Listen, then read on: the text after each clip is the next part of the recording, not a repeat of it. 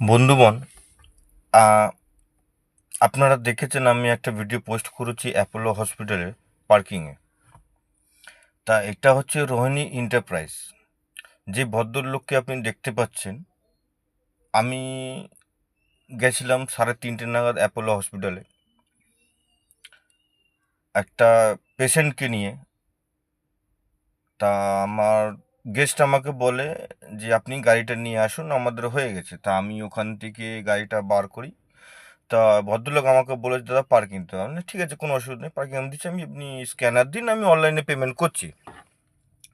কিন্তু উনি প্রথমে আমাকে বলেন দাদা আমাদের কোম্পানির স্ক্যানার নেই, আপনি আমার পার্সোনালি স্ক্যানারে করুন, কিন্তু আমি বিল দেবো না। তা আমি বললাম দাদা বিল তো আমার লাগবে, আমার তো কমার্শিয়াল ভেহিকেলস, তা আমাকে তো লাগবে। তো বললেন না দাদা আমি বিল দিতে পারবো না, কোম্পানির যদি স্ক্যানার হতো আমি বিল দিতাম, এটা আমি পার্সোনালি নিচ্ছি, আমি বিল দিতে পারবো না। তা আমি বললাম কেন দাদা? বলছে আমাদের বাজার আজকে খুব খারাপ। প্রথমে আমাকে বললো আমাদের বাজার খুব খারাপ, দেখছেন পার্কিং পুরো ফাঁকা, হসপিটালে কোনো গাড়ি আসে না। আমি সেটা গাড়ি আসে না সেটা আপনাদের পার্সোনাল ম্যাটার, বাট এইভাবে করাটা ঠিক নয়। যাই হোক, উনি আমাকে গাড়ি ছাড়তে দেননি। আমি বললাম আপনারা যখন নেবেন না তাহলে আমার গাড়িটা ছেড়ে দিন।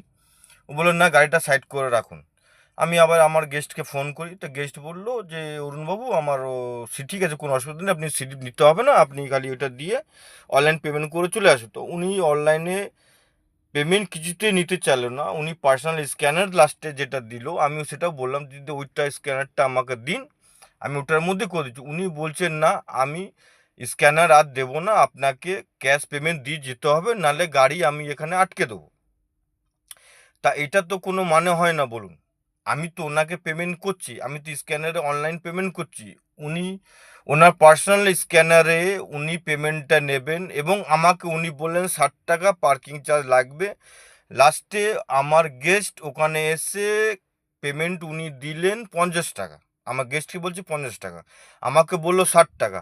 আবার ওনার পার্সোনাল স্ক্যানারে আমাকে পেমেন্ট করতে হবে, তাও আমি বললাম করে দিচ্ছি। উনি পরে আমার পার্সোনাল স্ক্যানারও উনি পেমেন্টটা নিলেন না, বলছে যেহেতু লোক জানাজানি হয়ে গেছে, আর আশেপাশে আরও 4টে ড্রাইভার অনেক লোক চলে এসে, উনি বলছে আমার পার্সোনাল স্ক্যানার নেই, আপনাকে এখানে ক্যাশ পেমেন্ট করে দিতে হবে। তাই এই ব্যাপারে আমি লাস্টে ভিডিওটা আমি পোস্ট করলাম। ওনাকে আমি বললাম চিটিংবাজ, আপনারা কোম্পানিকেও আপনি চিটিংবাজ করছেন, রনি এন্টারপ্রাইজের সাথে আপনি ফ্রড করছেন। তারপরেও উনি কোনো কথা বলেননি। যদি আমার দোষ থাকতো উনি তো দুটো কথা আমাকে বলতে পারতো, আপনারা দেখেছেন ভিডিওতে। তাহলে আপনি বলুন আমার কোথায় ফল্ট?